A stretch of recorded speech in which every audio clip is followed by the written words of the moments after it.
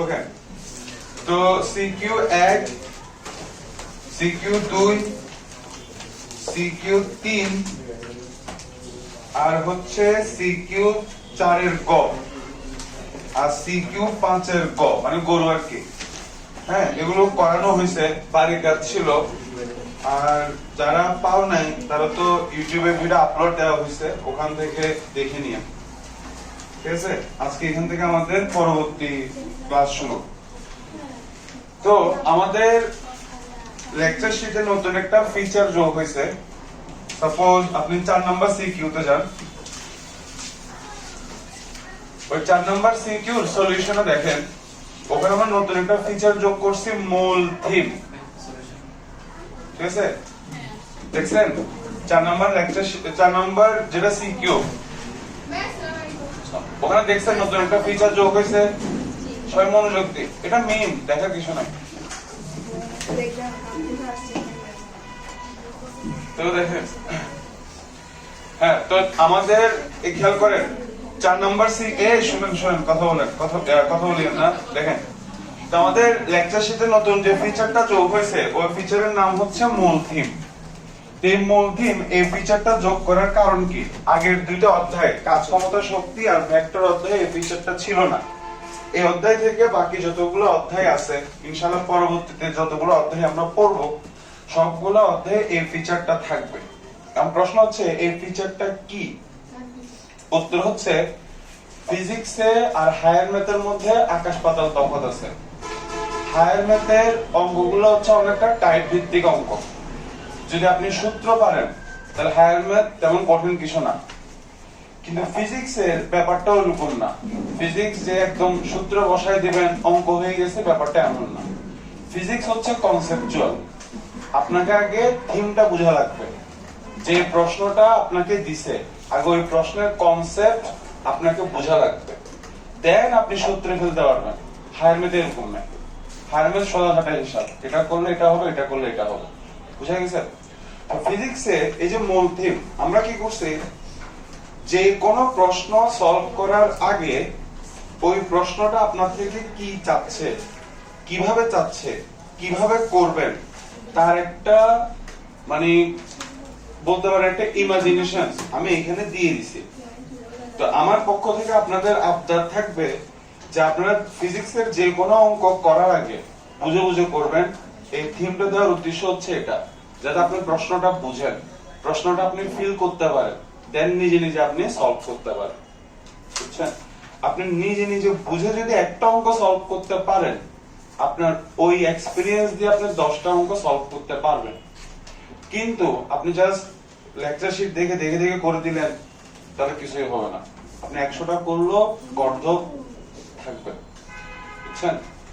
তারপরে আরেকটা ফিচার আমরা যোগ করছি, যেমন আপনি অঙ্কের সমাধানগুলো দেখেন, ওখানে আমরা ধাপ 1 ধাপ 2 দিয়ে দেখাইছি। আগের দুইটা অধ্যায় এটা ছিল না। তো এই অধ্যায় থেকে বাকি অধ্যায়গুলোতে ধাপ 1 ধাপ 2 থাকবে। তো ধাপ 1 ধাপ 2 এটা পরীক্ষার খাতায় লিখবেন না। এটা জাস্ট আপনাদেরকে থট প্রসেস, মানে আপনাদের চিন্তা ভাবনা ক্লিয়ার করার জন্য, যে প্রথমে তুমি কি করবা, তারপরে তোমার কি করবা, তারপরে কি করবা, এই যে স্টেপ, এই স্টেপগুলো বোঝানোর জন্য মূলত ধাপ 1 ধাপ 2 দিয়ে লেখা। বুঝা গেছে? তো এই তো আমার পক্ষ থেকে আমি যতদূর পারছি আপনাদের কাছে ফিজিক্স সোজা করার জন্য আমি তো ট্রাই করছি। এবার পড়ার দায়িত্ব হচ্ছে আপনাদের। ঠিক আছে? তো শুরু করি আমরা 4 এর ঘ থেকে শুরু করি। আজকে পড়াবো না কেন? আজকে না পড়ালে তো পুরো বছর না পড়া থাকতে পারে। আমি তো পারতেছি না আজকে বিয়ে করার জন্য, তাহলে পুরো বছর দেখেন দেখেন। তো পুরো বছর করতে না পারে, 4টাতে এলাবো, 4টা হলে 2টা তো হইতেই পারে। তো দেখেন,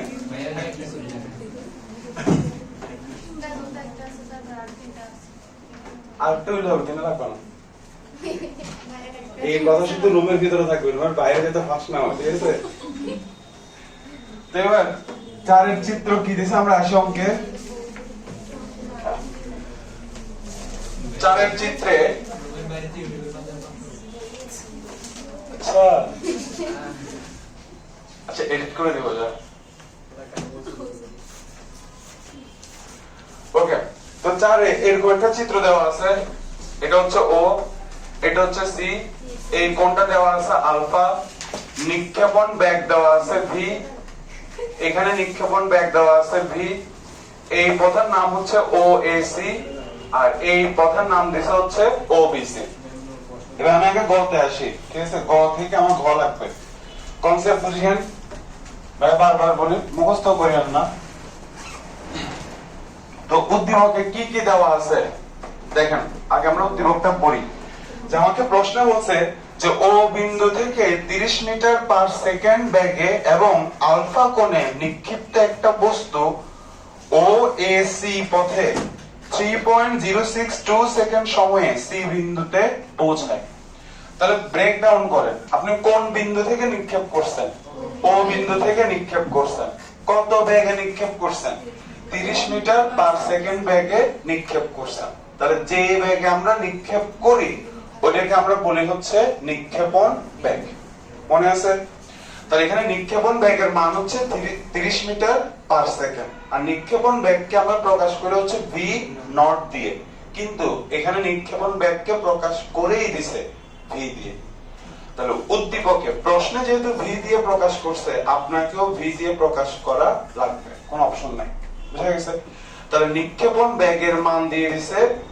30 মিটার পার সেকেন্ড তারপরে কি বলছে যে ও বিন্দু থেকে নিক্ষেপ করছি 30 মিটার পার সেকেন্ড বেগে বস্তুটা ও এ সি পথে এই সি বিন্দুতে আসতে সময় লাগে 3.062 সেকেন্ড তাহলে মনে আছে এটা হচ্ছে নিক্ষেপণ বিন্দু এটা হচ্ছে পতন বিন্দু নিক্ষেপণ বিন্দু থেকে পতন বিন্দুতে আসতে যে সময়টা লাগে ওটাকে আমরা কি বলি বিচরণ কাল তাহলে আপনাকে বিচরণ কাল দেওয়া আছে ক্লিয়ার আর আপনাকে বের করতে বলছে হচ্ছে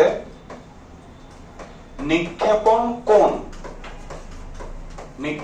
কোণ আলফার মান আপনাকে বের করতে বলছে বুঝে গেছে এখন কমন সেন্স যে আপনাকে যেহেতু বিচরণ কাল দেওয়া আছে তার মানে এই অঙ্কে বিচরণ কালের সূত্র ইউজ হবে বুঝে গেছে কমন সেন্স এখন এটা যদি আপনি না বুঝেন তাহলে বল বিয়ের ব্যবস্থা করি তাহলে বিচরণ কাল বের করার সূত্র কি 2 ভি নট আমরা কি এখানে ভি নট লিখবো না ভি লিখবো ভি তারপর হচ্ছে sin থিটা নট লিখবো না লিখবো হচ্ছে আলফা ডিভাইডেড বাই জি ঠিক আছে এটা ছিল আমাদের সূত্র তাহলে এখান থেকে যদি আমরা হিসাব করি তাহলে sin আলফা সমান পাবো হচ্ছে gt বাই 2v শুধু আলফা সমান পাবো হচ্ছে sin inverse gt by 2v g এর মান 9.8 t এর মান হচ্ছে 3.062 আর v এর মান হচ্ছে 30 তো এখান থেকে আপনি হিসাব নিকাশ করবেন দেখবেন মান আসবে হচ্ছে 30 ডিগ্রি তাহলে এই যে আমরা নিক্ষেপণ কোণের মান পেয়ে গেছি 30 ডিগ্রি আহামরি কঠিন কিছু না এটা তো সোজা সবগুলো ছিল জাস্ট মান বসাইছি হিসাব করছি আলফার মান চলে আসছে 30 ডিগ্রি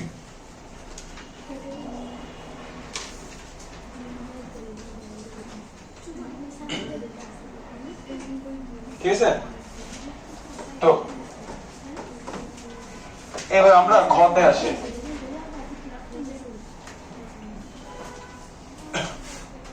দেখেন যেটা বোঝানো মেইন উদ্দেশ্য ঘ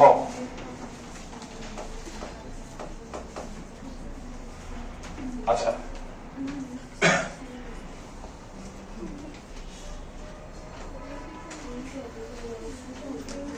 电池电量不足，请充电。 চার্জ শেষ হয়ে যাবে এবার দেখেন উদ্দীপকে কি বলছে দেখেন উদ্দীপকের লাস্ট লাইনটা একটু পড়েন 3 নাম্বার লাইনটা কি বলছে যে বস্তুটিকে একই বেগে নিক্ষেপ করে ও বি সি পথে সি বিন্দুতে পৌঁছানো সম্ভব ঠিক আছে আমরা বস্তুটাকে ও এ সি পথে ভি ব্যাগে নিক্ষেপ করছি। তা আমাকে উদ্দীপকে বলছে যদি আমরা একই ব্যাগে ও বি সি এই পথে নিক্ষেপ করি তাহলেও সি বিন্দুতে পৌঁছানো সম্ভব।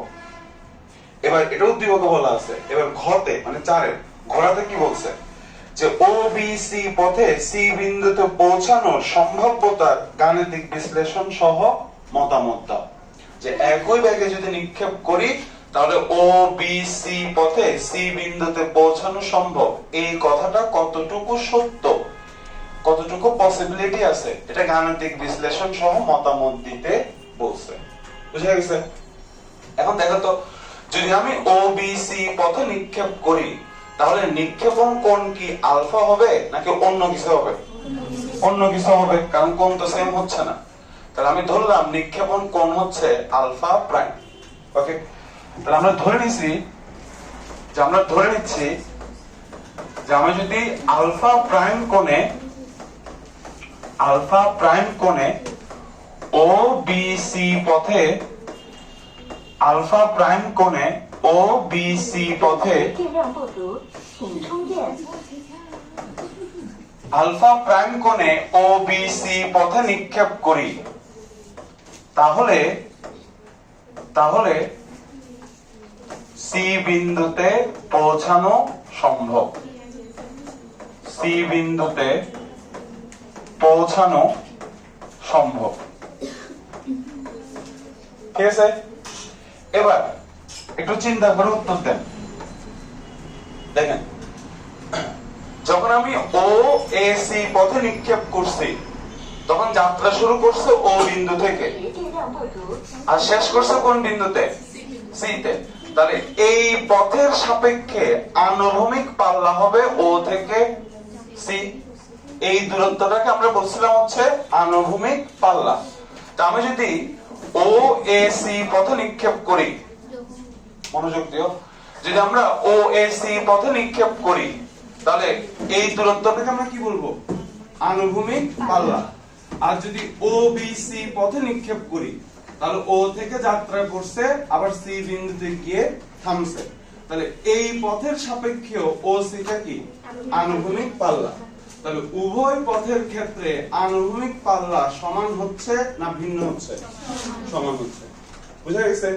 এই পথের ক্ষেত্রে যাত্রা করছে ও থেকে, থামছে হচ্ছে সি তে, তাহলে এই পথের সাপেক্ষে ও সি হচ্ছে আনুভূমিক পাল্লা। আবার এই পথের সাপেক্ষে যাত্রা করছে ও থেকে, থামছে হচ্ছে সি তে, তাহলে এই পথের সাপেক্ষে ও সি হচ্ছে আনুভূমিক পাল্লা। ঠিক আছে? তাহলে উভয় পথের সাপেক্ষে আনুভূমিক পাল্লা সেম আসতেছে। তাহলে আমরা এখন এই পথের সাপেক্ষে আনুভূমিক পাল্লার মানটা বের করি। তাহলে আনুভূমিক পাল্লা বের করার সূত্র কি ছিল? V naught square. এখানে তো ভি নট লেখা যাবে না, কারণ নিক্ষেপণ বেগকে প্রকাশ করছি আমরা ভি দিয়ে। তাহলে V square sine 2 theta not.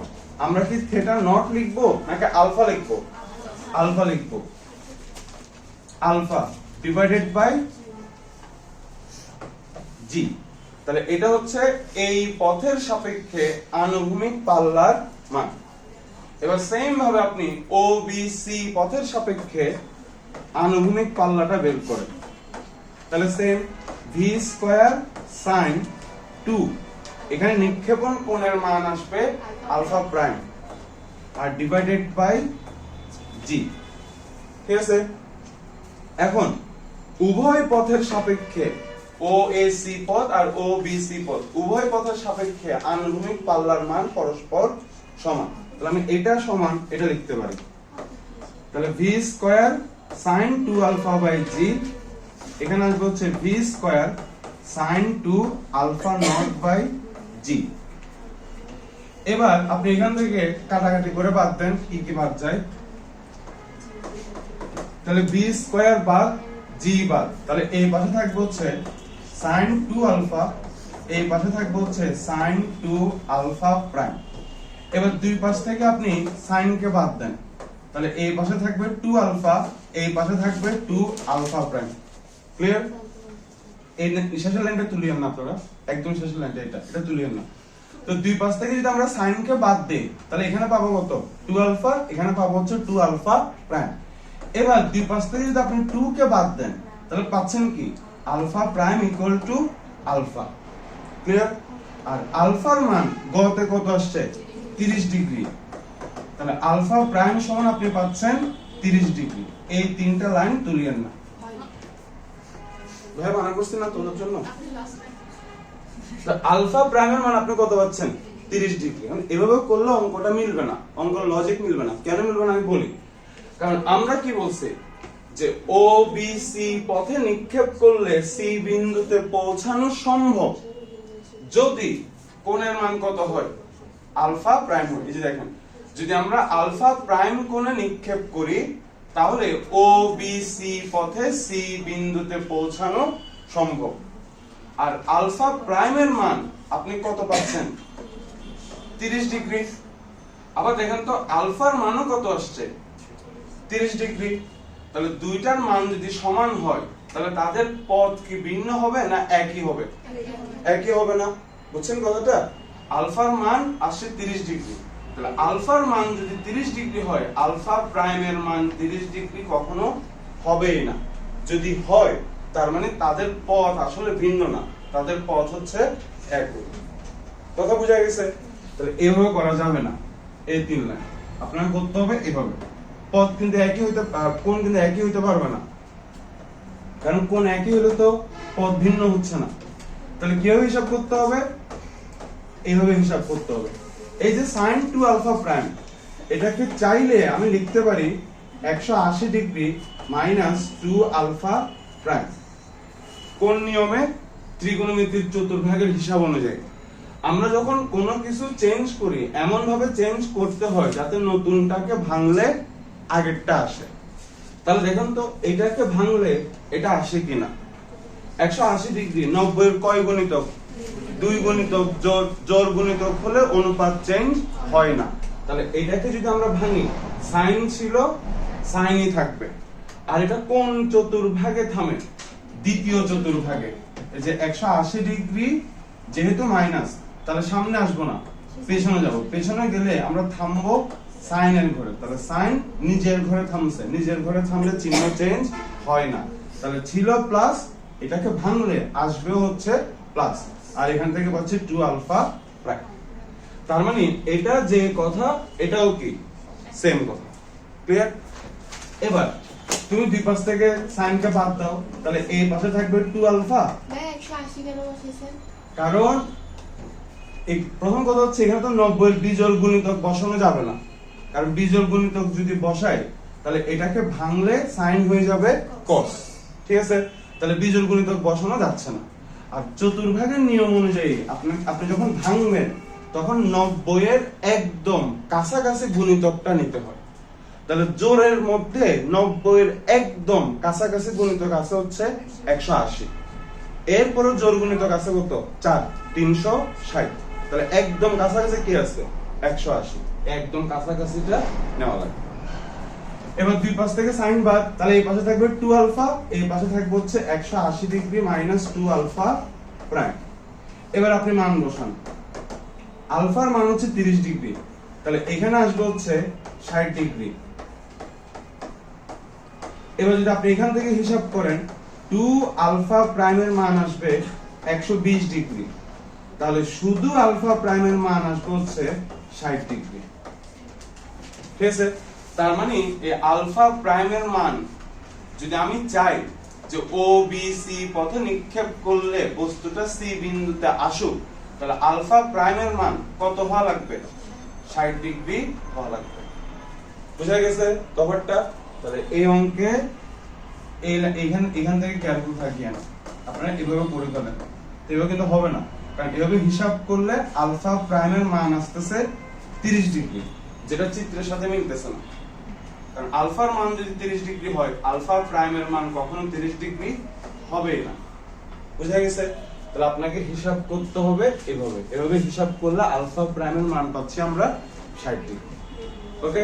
তাহলে ও বি সি পথে সি বিন্দুতে পৌঁছানো সম্ভব যদি আমি 60 ডিগ্রি কোণে নিক্ষেপ করি। বুঝা গেছে? মারুফা বুঝছো কেন এভাবে করা যাবে না? ওকে, কারো ডাউট আছে? ডাউট না থাকলে পরবর্তী অঙ্কে আসি, 5 এর ঘ, ঘোড়া।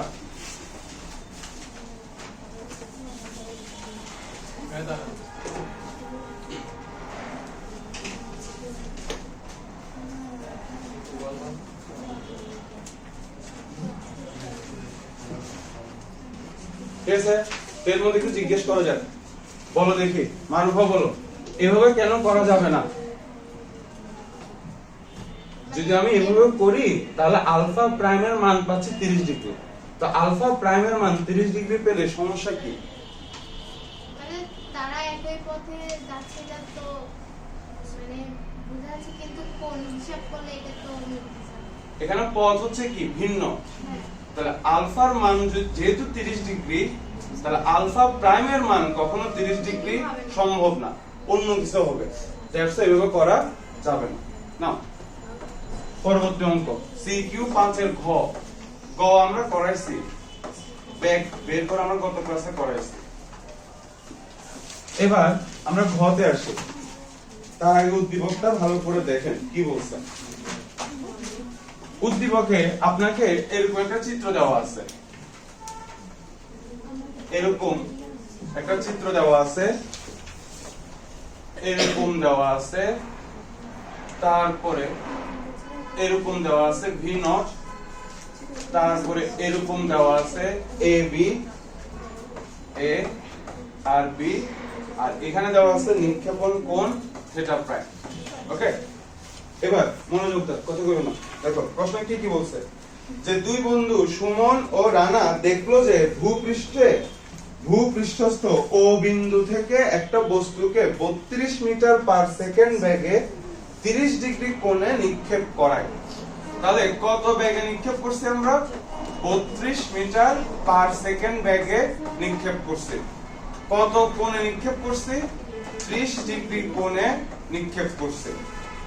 এরপর কি বলছে, নিক্ষেপ করায় 85 মিটার দূরে, 85 মিটার দূরে, এই যে দূরত্ব, হ্যাঁ এই দূরত্বটা দেওয়া আছে হচ্ছে 85 মিটার।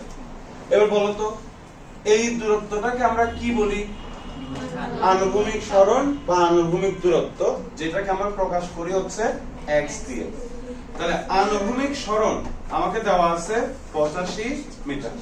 তারপর কি বলছে, 85 মিটার দূরে অবস্থিত 2 মিটার উঁচু AB দেওয়ালের উপর দিয়ে বস্তুটি ভূপৃষ্ঠে পতিত হয়। এই 85 মিটার দূরে একটা দেয়াল আছে AB, এই দেয়ালের উচ্চতা হচ্ছে 2 মিটার।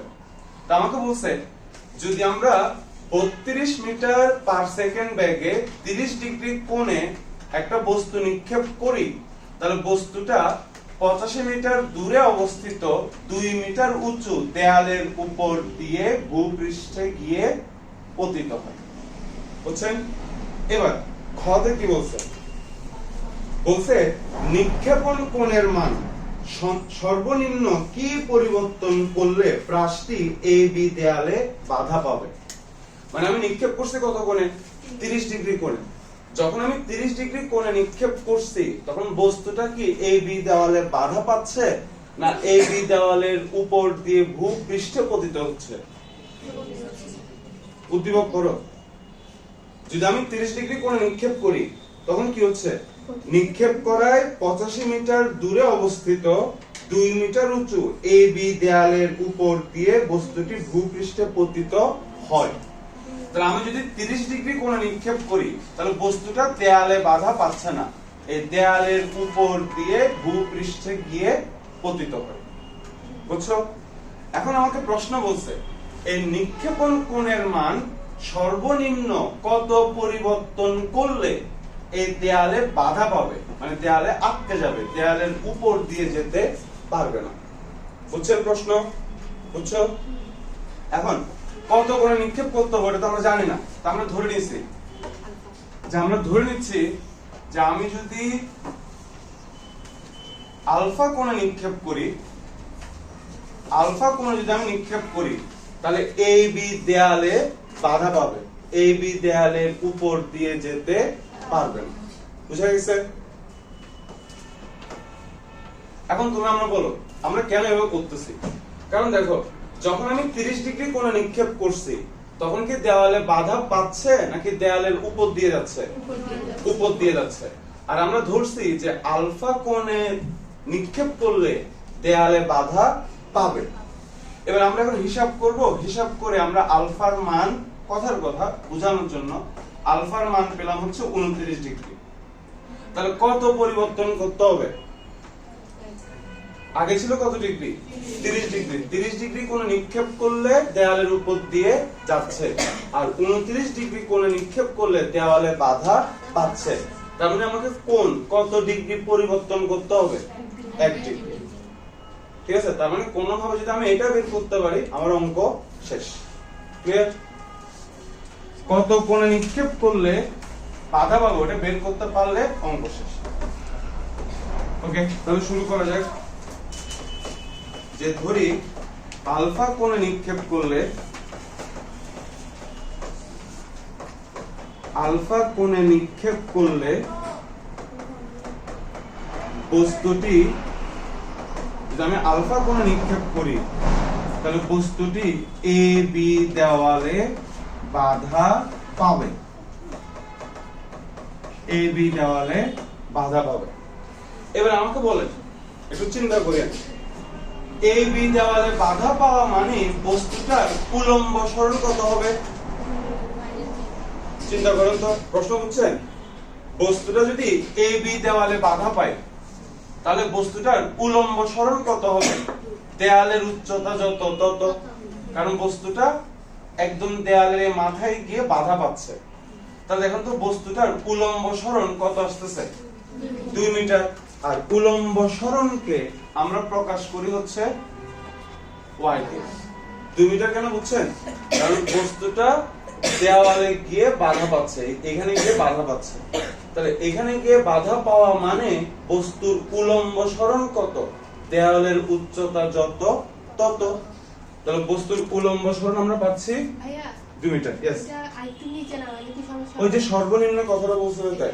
সর্বোচ্চ বললে আরো নিচে নামে দাও, সর্বনিম্ন বললে উপরে যাবে যে, আর সর্বোচ্চ বললে সর্বোচ্চ বললে উপরে। আর যদি সর্বনিম্ন না বলতো তখন তো চাইলে আমি বস্তুটাকে এখানেও নিক্ষেপ করতে পারতাম, তাহলে তো যেতে পারতো না। কিন্তু যেহেতু সর্বনিম্ন বলছে তাই একদম কানায় কানায় গিয়ে ধরা লাগবে। সর্বোচ্চ বললে সর্বোচ্চ বলতে উপরে আসবে, ডিটেইলস আসবে, এখন একটু পরে আসবে। আগে এতটুকু বুঝছেন যে দেওয়ালের ঠিক এখানে বাধা পাওয়া মানে বস্তু উলম্ব সরণ কতটুকু? 2 মিটার। এটা কি সবাই বুঝছেন? ঠিক আছে? এবার দেখো তোমার কাছে কি কি মান আছে। তোমার কাছে y এর মান আছে, x এর মান আছে, v নট আছে, থিটা নট আছে। এটা দিয়ে কোন সূত্র তুমি জানো? এটা চিন্তা করো। সূত্র কোনটা জানো? tan theta naught x minus তারপর হচ্ছে g x square divided by 2 v naught square cos square theta naught. সূত্র বুঝতে হবে যে আমার কাছে কি কি আছে, ওইটা দিয়ে সূত্র কি আছে। এবার তুমি মান বসাও। তাহলে y এর মান পাচ্ছি কত? y এর মান পাচ্ছি কত? 2 10 থিটা নট কত? 30 ডিগ্রি, x কত? 85 মাইনাস 9.8 x এর মান কত? এখানে 85 ডিভাইডেড বাই 2 v নট এর মান হচ্ছে 32 cos থিটা নট এর মান হচ্ছে 30 হোল স্কয়ার। জাস্ট প্রত্যেকের জায়গায় তার মানটা বসাইছি। এবার বসানোর পরে বাদ বাকি হিসাবটা করি। তাহলে এখানে পাচ্ছি 280। আচ্ছা আমরা তো থিটা বের করব, জি ভাই আমি তো বলতেছি আমরা তো এখানে আলফা বের করব। যেটা আলফা বের করব এখানে তো থিটা নট হবে না, এখানে হচ্ছে আলফা। তাহলে এখানে পাবো হচ্ছে 10 আলফা, এখানে হবে আলফা, এখানে হবে হচ্ছে cos স্কয়ার আলফা, আর কিছু আছে? আর এখানে হবে হচ্ছে আলফা, যেটা আমরা আলফা কোণ দিয়ে হিসাব করতেছি। এবার এখান থেকে যদি হিসাব করি তাহলে পাচ্ছি 85 10 আলফা, আর এখান থেকে যদি আমরা হিসাব নিকাশ করি, এখান থেকে হিসাব নিকাশ করার পরে এই পুরাটা যদি আমরা হিসাব নিকাশ করি ক্যালকুলেটরে, তাহলে এটার মান যত আসবে আমি তত লিখে দিচ্ছি। এটার মান আসবে হচ্ছে 34.573 এটা। এবার বলো বাকি আছে কে? 1/cos square alpha. 1/cos square alpha কে লেখা যাবে sec স্কয়ার আলফা। এবার এখানে 285 10 আলফা যেমন ছিল তেমন, এখানে 34.573 যেমন ছিল তেমন, আর sec স্কয়ার কে লেখা যাবে 1 প্লাস 10 স্কয়ার আলফা। আমরা জানি যে sec square minus 10 square equal to 1, তাহলে sec স্কয়ার সমান হচ্ছে 1 প্লাস 10 স্কয়ার আলফা। এবার আপনি সবাইকে এই পাশে আনেন,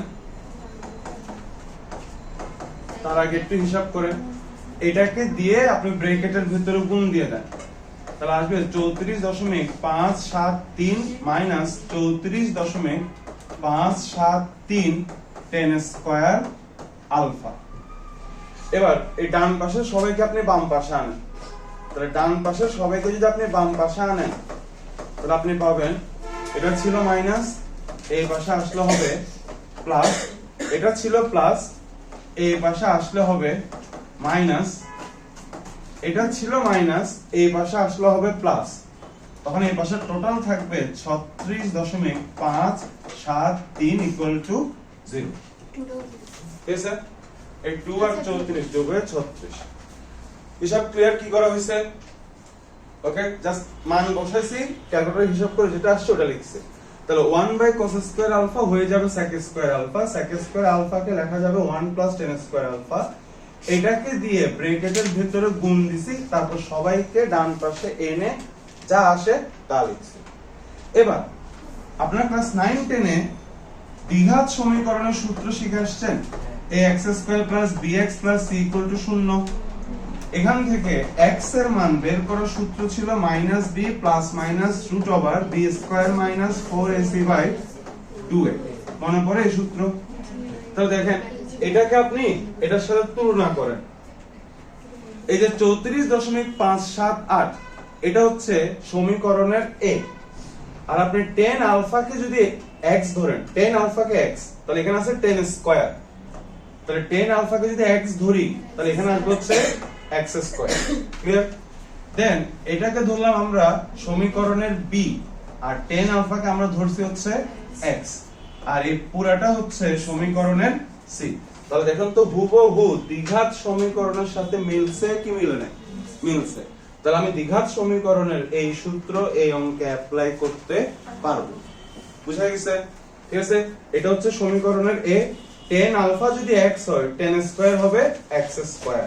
এটাকে ধরলাম সমীকরণের b, 10 আলফা হচ্ছে x আর কনস্ট্যান্ট হচ্ছে সমীকরণের c। তাহলে হুবহু দ্বিঘাত সমীকরণের সাথে মিলে যাচ্ছে। তাহলে আমি এই সূত্র অ্যাপ্লাই করি, তাহলে x, এই সূত্রের x আমাদের অঙ্কে হচ্ছে 10 আলফা মাইনাস b, b বলতে এখানে minus 85 plus minus root over b square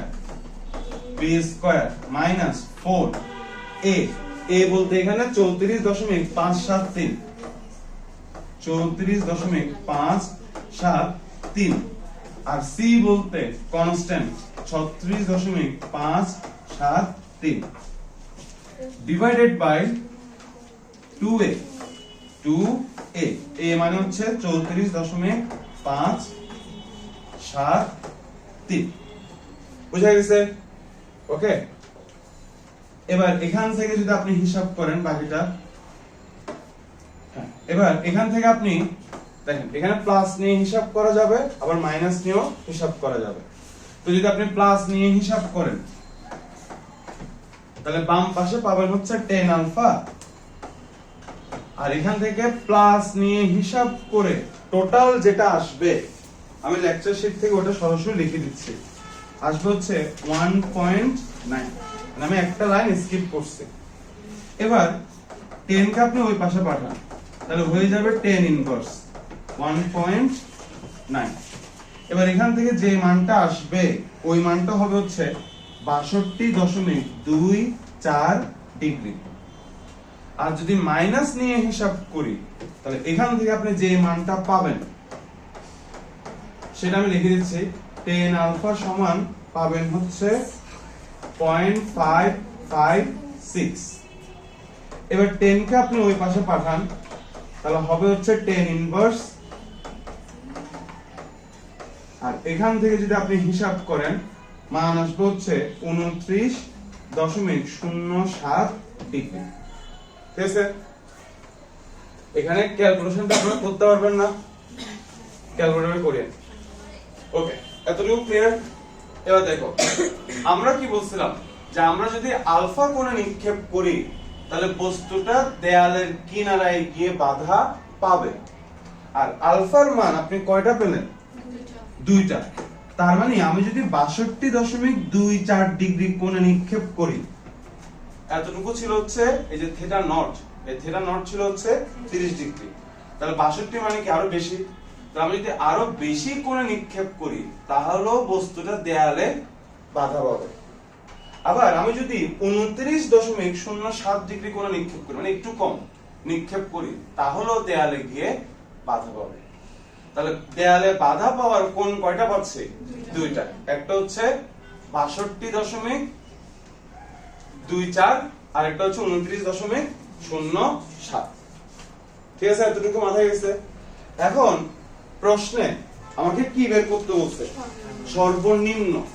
এবার বলো, সর্বনিম্ন কি বৃদ্ধির সাথে সম্পর্কিত নাকি হ্রাসের সাথে সম্পর্কিত? হ্রাস। ঠিক আছে, তাহলে এখানে কোণ কি 62 নিলে হবে?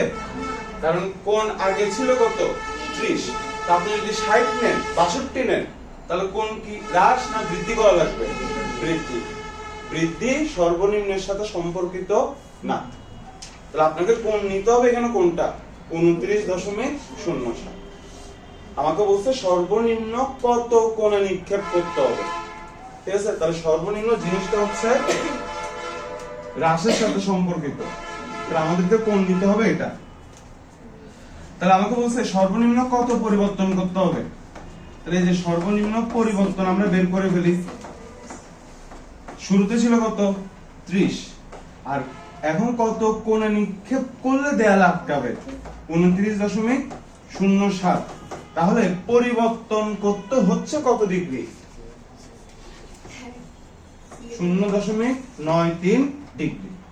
তাহলে আমি যদি এই সর্বনিম্ন এত কোণ পরিবর্তন করি তাহলে দেয়ালে আটকাবে। বুঝছেন? এবার আপনাদের মাথায় যে প্রশ্নগুলো থাকে ওগুলোর উত্তর দিয়ে দিই। যে যদি আমি এখানে এটাকে টার্গেট করে যদি আমি এখানে এভাবে নিক্ষেপ করতাম তাহলে তো দেয়ালে আটকাতো, কিন্তু কথা হচ্ছে তখন কি এই 0.93 ডিগ্রি পরিবর্তন করা লাগতো না আরো বেশি পরিবর্তন করা লাগতো? আরো বেশি। কিন্তু আপনাকে বলছে কি সর্বনিম্ন মানে সবচেয়ে কম কত পরিবর্তন করলে দেয়ালে আটকাবে। তো মানে একদম মিনিমাম কত পরিবর্তন করতে হচ্ছে? 0.93।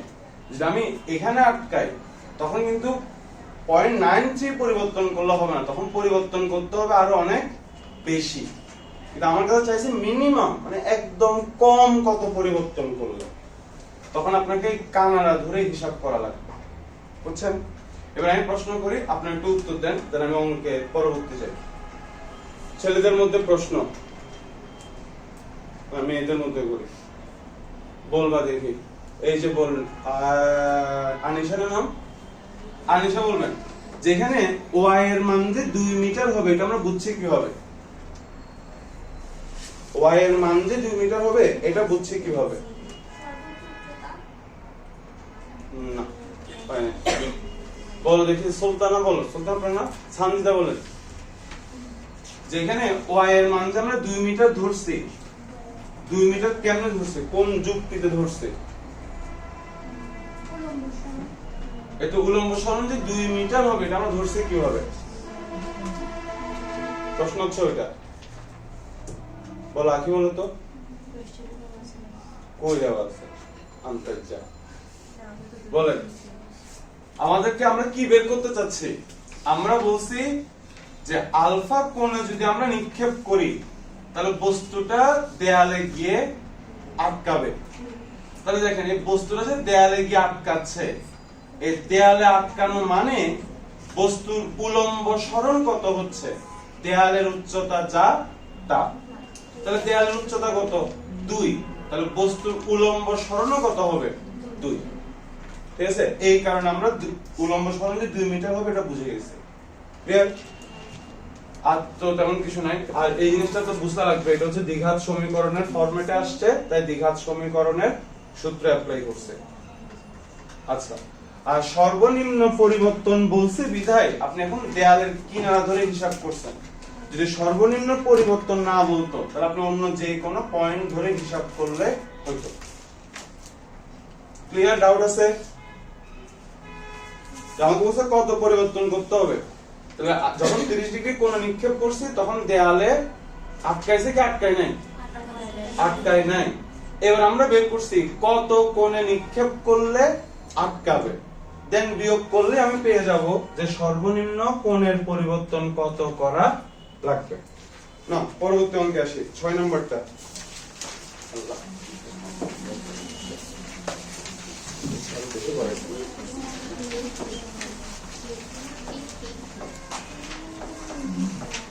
এবার সিকিউ 6 দেখো কি বলছে একদিন এক প্রীতি ম্যাচ খেলার সময় মনোযোগ দিও একদিন এক প্রীতি ম্যাচ খেলার সময় প্রীতম ব্যাট নিয়ে আঘাত করায় বলটি পার্শ্ববর্তী একটা উঁচু ভবনের ছাদে পড়ল ডাক্তারের নিষেধ থাকায় প্রীতম 96 মিটারের বেশি উঁচুতে উঠতে অস্বীকৃতি জানিয়ে ছাদে বল আনতে গেল না প্লাবন ছাদে উঠে বলটিকে উলম্বের সাথে 60 ডিগ্রি কোণে 5 মিটার পার সেকেন্ড বেগে নিচে ফেলে দিল বলটি ছুঁড়ে মারার 3 সেকেন্ড পরে ভূমি থেকে 2 মিটার উঁচুতে প্রীতম বলটিকে ধরে ফেলল আমাকে প্রশ্ন বলছে যে বলটি কত বেগে প্রীতমের হাতে আঘাত করেছিল তাকে চিত্র দিয়ে ব্যাপারটা বুঝেন এই হচ্ছে ভবন ঠিক আছে এটা হচ্ছে ভবন তারপরে এটা হচ্ছে ভবনের ছাদ এটা হচ্ছে ভবনের ছাদ এখন প্লাবন প্লাবন কি করছে এই ছাদে উঠছে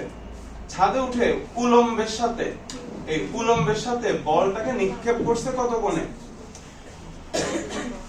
কত কোণে নিক্ষেপ করছে 60 ডিগ্রি কোণে নিক্ষেপ করছে তারপর কি বলছে যে নিচে প্রীতম এই যে প্রীতম ধরো বলটাকে এখানে ক্যাচ ধরছে ঠিক আছে তো দেখেন কত মিটার উচ্চতায় প্রীতম ক্যাচ ধরছে 2 মিটার উচ্চতে প্রীতম যে ক্যাচ ধরছে কত মিটার উচ্চতা থেকে এই যে ভূমি থেকে কত মিটার উচ্চতা থেকে ক্যাচ ধরছে 2 মিটার এবার আমাকে প্রশ্ন বলছে কি আচ্ছা একটা কথা এই যে প্রীতমের হাতে আসতে কত সেকেন্ড সময় লাগছে 3 সেকেন্ড সময় লাগছে দেন আমাকে গতে বলছে যে বলটি কত বেগে প্রীতমের হাতে আঘাত করেছিল তো আগে কি কি দেওয়া আছে ওটা আগে ফাইন্ড আউট করেন বুঝেন আমি প্রশ্ন করি আপনারা উত্তর দেন তাহলে হবে প্লাবন উলম্বের সাথে কত কোণে নিক্ষেপ করছে 60 ডিগ্রি কোণে মাথায় রাখবেন এটা কিন্তু নিক্ষেপণ কোণ না নিক্ষেপণ কোণ সবসময় হিসাব করতে হয় আনুভূমিকের সাথে তাহলে উলম্বের সাথে কোণ যদি 60 ডিগ্রি হয় আনুভূমিকের সাথে কোণ কত হবে 60 ডিগ্রি উলম্বের সাথে যদি হয় 60 আনুভূমিকের সাথে হবে হচ্ছে 30 তাহলে 90 মাইনাস 60 ইকুয়াল টু হচ্ছে 30 ডিগ্রি নিক্ষেপণ কোণ সব সময় হিসাব করতে হবে কার সাথে আনুভূমিকের সাথে তারপরে বলছে যে কত বেগে নিক্ষেপ করছে নিক্ষেপণ বেগ কত 5 মিটার পার সেকেন্ড তারপরে এই যে প্রীতম এখানে ক্যাচ ধরছে তো এইখান থেকে প্রীতমের হাতে আসতে বলের সময় লাগছে কত 3 সেকেন্ড এবার আমাকে প্রশ্ন বলছে যে প্রীতমের হাতে কত বেগে আঘাত করেছিল বের করো তাহলে এই যে প্রীতমের হাতে আমরা কি বের করব বলের বেগ বের করব বেগ ঠিক আছে কি বের করতে চাচ্ছি আমরা যে প্রীতমের হাতে বল কত বেগে আঘাত করেছিল আমরা বেগ বের করব বেগ তো গত ক্লাসে আমরা ব্যাগের অঙ্ক করছিলাম, আপনাদের মনে আছে কিনা? যে ব্যাগ বের করতে গেলে চিন্তা করেন, ধরেন প্রীতমের হাতে বলটা ভি ব্যাগে আঘাত করছে, ভি। এবার ভি কে আমরা কয়টা উপাংশে ভাঙছি? দুইটা। এদিকে ছিল ভি এক্স আর নিচের দিকে আমরা ধরছিলাম হচ্ছে ভি ওয়াই, মনে পড়ে? এবার ভি এক্স বের করি। ভি এক্স বের করার সূত্র গত ক্লাসে দেখাইছে, কেমন আসছে? V naught cos theta not. এখানে ভি নট সরাসরি দেওয়া আছে 5, কস থিটা নট দেওয়া আছে হচ্ছে 30 ডিগ্রি। এবার এখান থেকে আপনি হিসাব করবেন, কিছু একটা পাবেন। আমি এখান থেকে বসাই সময় স্বল্পতার কারণে, 4.33 মিটার পার সেকেন্ড। এটা ব্যাখ্যা দেওয়া লাগবে। তারপর আমরা বের করছিলাম হচ্ছে কি ভি ওয়াই। এবার গত ক্লাসে ভি ওয়াই এর সমীকরণ কি আসছে মনে আছে? V naught sine theta not minus GT. মূলত এই জিনিসটা বোঝানোর জন্যই অঙ্কটা করানো। এখানে মাইনাস জিটি হবে না, এখানে হবে হচ্ছে প্লাস জিটি। কেন? কারণ উলম্ব বরাবর উপরের দিকে আমরা ত্বরণ ধরছিলাম মাইনাস জি, আর উলম্ব বরাবর নিচের দিকে ত্বরণ তাহলে কি হবে? প্লাস জি। বস্তু এখন উপরের দিকে উঠতেছে নাকি নিচের দিকে নামতেছে? নিচের দিকে নামতেছে। তাহলে এখানে সূত্রে মাইনাস জি হবে না, তখন হয়ে যাবে কি প্লাস জি। গত ক্লাসে যে দুইটা অঙ্ক করেছি ওই দুইটা অঙ্কে বস্তু এই উপরের দিকে উঠতেছিল, উপরের দিকে উঠতেছিল বিধায় আমরা ত্বরণ ধরছিলাম উপরের দিকে, ত্বরণ ধরছিলাম মাইনাস জি। কিন্তু এই অঙ্কে বস্তু তো উপরের দিকে উঠতেছে না, বস্তু নিচের দিকে নামতেছে। তাহলে উপরের দিকে মাইনাস জি ধরছি, নিচের দিকে তাহলে কি আসবে? প্লাস জি। তাই এখানে আসবে হচ্ছে প্লাস জি। ঠিক আছে, এবার মান বসাও। ভি নট হচ্ছে 5, সাইন থিটা নট হচ্ছে 30, জি হচ্ছে 9.8 আর টি হচ্ছে এখানে 3। এবার তুমি এখান থেকে হিসাব করো, হিসাব করলে মান আসবে হচ্ছে 31.9 মিটার পার সেকেন্ড। এই অঙ্ক করানোর উদ্দেশ্য শুধু এটা বোঝানোর জন্য। যখন বস্তু উপরের দিকে উঠবে তখন সূত্রে মাইনাস আসছিল, যখন বস্তু নিচের দিকে নামবে তখন সূত্র হয়ে যাবে প্লাস। ক্লিয়ার? আপনার কাছে এখন ভি এক্স এর মানও আছে, ভি ওয়াই এর মানও আছে। এবার মনে পড়ে আমরা ভি কেমনে বের করি? পিথাগোরাসের সূত্র, v equal to root over vx square plus vy square। এবার আপনি এখানে মান বসান, তাহলে 4.33 প্লাস 31.9 স্কয়ার, এখান থেকে হিসাব করলে মান পাচ্ছেন আপনি 32.2 মিটার পার সেকেন্ড। বুঝা গেছে? তার মানে যখন প্রীতমের হাতে বলটা আঘাত করছে তখন বলের বেগ ছিল 32.2 মিটার পার সেকেন্ড। ঠিক আছে, এখানে বুঝতে হবে।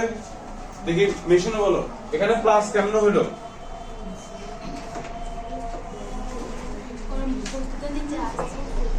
কারণ আমরা বস্তু নামতেছে নিচের দিকে, উল্লম্ব সরণ হচ্ছে নিচের দিকে, আমরা উপরের দিকে ত্বরণ ধরছিলাম মাইনাস জি, তার নিচের দিকে ত্বরণ আসবে প্লাস জি।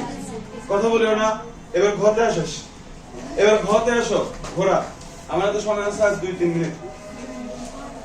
দেখো ঘতে কি বলছে, বুঝা শেষ? নাজিরা বুঝছো? এবার ঘতে কি বলছে দেখো, প্রীতম কত মিটার বেশি উঁচুতে ওঠা নিষেধ ছিল? 96 মিটার। এবার প্রশ্নে ঘতে কি বলছে, উদ্দীপকের তথ্য অনুসারে প্রীতম ছাদে উঠতে পারতো কিনা গাণিতিক বিশ্লেষণের মাধ্যমে তোমার মতামত দাও। ঠিক আছে, তাহলে এটা আপনি কেমনে বের করবেন চিন্তা করুন তো। আমাদের প্রশ্নে কি বলছে যে প্রীতম এই ভবনের ছাদে উঠতে পারবে কি পারবে না, এটা আমাকে গাণিতিক বিশ্লেষণ সহ মতামত দিতে বলছে। এবার আপনারা আগে বলেন, চিন্তা করেন যে সে ছাদে উঠতে পারবে কখন? যদি 96 চেয়ে কম হয়। তাহলে আমরা কি করব? ভবনের উচ্চতা বের করব। সাপোজ ভবনের উচ্চতা আসছে 60 মিটার, কিন্তু প্রীতম উঠতে পারবে হচ্ছে 96 মিটার। তাহলে ভবনের উচ্চতা যদি 96 কম হয় তার মানে সে ভবনে উঠতে পারত।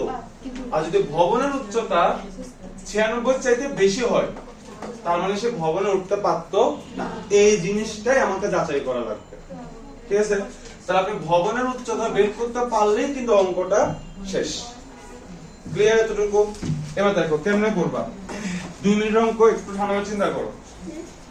এটার নাম কি ছিল? প্লাবন না প্রীতম, সরি প্রীতম নিচ থেকে কয় মিটার উচ্চতায় বলটা তুলছে? কে ধরছে? 2 মিটার। আমাকে উদ্দীপক বলে দিচ্ছে যে প্রীতম 2 মিটার উচ্চতায় বলটাকে ধরছে, মানে এভাবে ধরছে। তো এই যে বল ধরছে, ভূমি থেকে তার হাতের পজিশনের দূরত্ব ছিল কত? 2 মিটার, ঠিক আছে? তাহলে এতটুকু যদি 2 মিটার হয়, এতটুকু তো আমরা পেয়ে গেছি 2 মিটার। ক্লিয়ার? এবার দেখো বলটা এখান থেকে এখানে আসছে না? আর আমরা একদম বেসিক, আজকে 3 নাম্বার ক্লাস, একদম বেসিক ক্লাসে বলছিলাম যে প্রাসের বেলায় মান সব সময় কয়টা আসে? 2টা, আনুভূমিক বরাবর একটা, উলম্ব বরাবর একটা। মনে পড়ে? তাহলে বলটা এখান থেকে এখানে আসছে, এই কথার মানে হচ্ছে বলটা আনুভূমিক ভাবে এই পরিমাণ দূরত্ব অতিক্রম করছে আর উলম্ব ভাবে এই পরিমাণ দূরত্ব অতিক্রম করছে। কথা কি বুঝা গেছে? বল আসছে কোথা থেকে? এখান থেকে এখানে। তাহলে বলটা এখান থেকে এখানে আসা মানে উলম্ব ভাবে বলটা এই পরিমাণ দূরত্ব অতিক্রম করছে, আনুভূমিক ভাবে বলটা এই পরিমাণ দূরত্ব অতিক্রম করছে, ঠিক আছে? তাহলে এটা হচ্ছে বলের আনুভূমিক দূরত্ব আর এটা হচ্ছে বলের উলম্ব দূরত্ব। ক্লিয়ার? এবার আমাকে বলো, আমাকে আনুভূমিক x এর মান দরকার এখানে না y এর মান দরকার? y। কারণ আমি যদি বলের উলম্ব সরণ বের করতে পারি তার সাথে 2 যোগ করলেই আমি ভবনের উচ্চতা পেয়ে যাচ্ছি। কনসেপ্ট মাথায় গেছে? এবার তাহলে আপনি বুঝে গেছেন যে আমার y লাগবে, ভালো কথা। এবার তুমি নিজেরে জিজ্ঞাবা, কি জিজ্ঞাবা? যে y বের করার সূত্র কয়টা? উত্তর হচ্ছে 2টা, ঠিক আছে? তোমাদেরকে জিজ্ঞেস করে আমি সময় অপচয় করতেছি না। তো y বের করার 2টা সূত্র ছিল। একটা হচ্ছে এটা, v not sin theta not t minus half gt square, এটা, ঠিক আছে? এটা ছিল একটা, আবার এটা ছিল একটা। এই যে এই অঙ্কে দেখেন এটাও y বের করার সূত্র। তাহলে y বের করার সূত্র কয়টা? 2টা, এই একটা আর হচ্ছে যেটা আমি এখন লিখছি ওইটা। এখন তোমরাই বলো এই 2টার মধ্যে কোনটা অ্যাপ্লাই করবা? এটা কেন অ্যাপ্লাই করব বলো তো, বলো।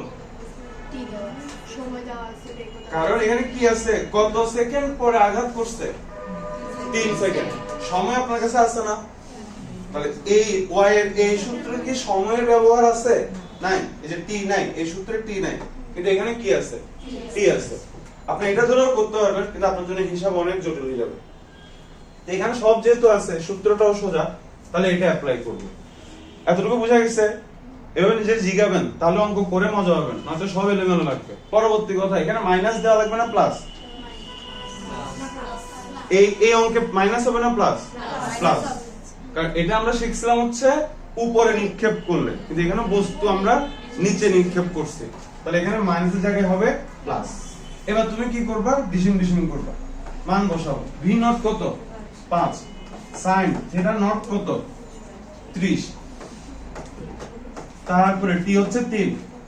এই নিক্ষেপণ কোণ সবসময় কার সাথে হিসাব করতে হয়? আনুভূমিক তলের সাথে, বুঝছো? এবার এখান থেকে তুমি হিসাব করবা ক্যালকুলেটরে। হিসাব করার পরে তুমি যে মানটা পাবা ওই মানটা হচ্ছে 51.6 মিটার, ঠিক আছে? তাহলে দেখো এতটুকু পেয়ে গেলে 51.6, এতটুকু হচ্ছে 2, তাহলে টোটাল ভবনের উচ্চতা, আমরা পাচ্ছি 51.6 যোগ 2 ইকুয়াল টু 53.6 মিটার। আর প্রীতম উঠতে পারতো কয় মিটার? 96। তাহলে ভবনের উচ্চতা 96 চাইতে অনেক কম, তাহলে সে উঠতে পারতো বা সে উঠে নাই। ঠিক আছে, প্লাবন উঠেছে। ক্লিয়ার? এবার বাড়ি কাজ নাও। আপনাদের তো অন্য প্রাইভেট একটাও করেতাম, এখন কোনো সময় হচ্ছে না। কি বাইনে? ওকে, বাড়ি কাজ হচ্ছে 1 থেকে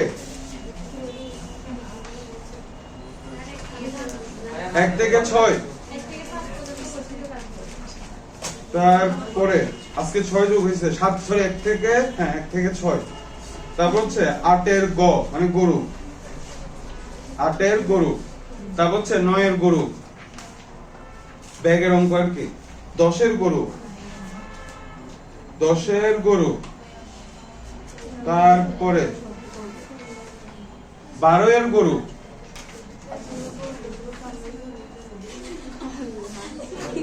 তারপরে 14 এর গরু,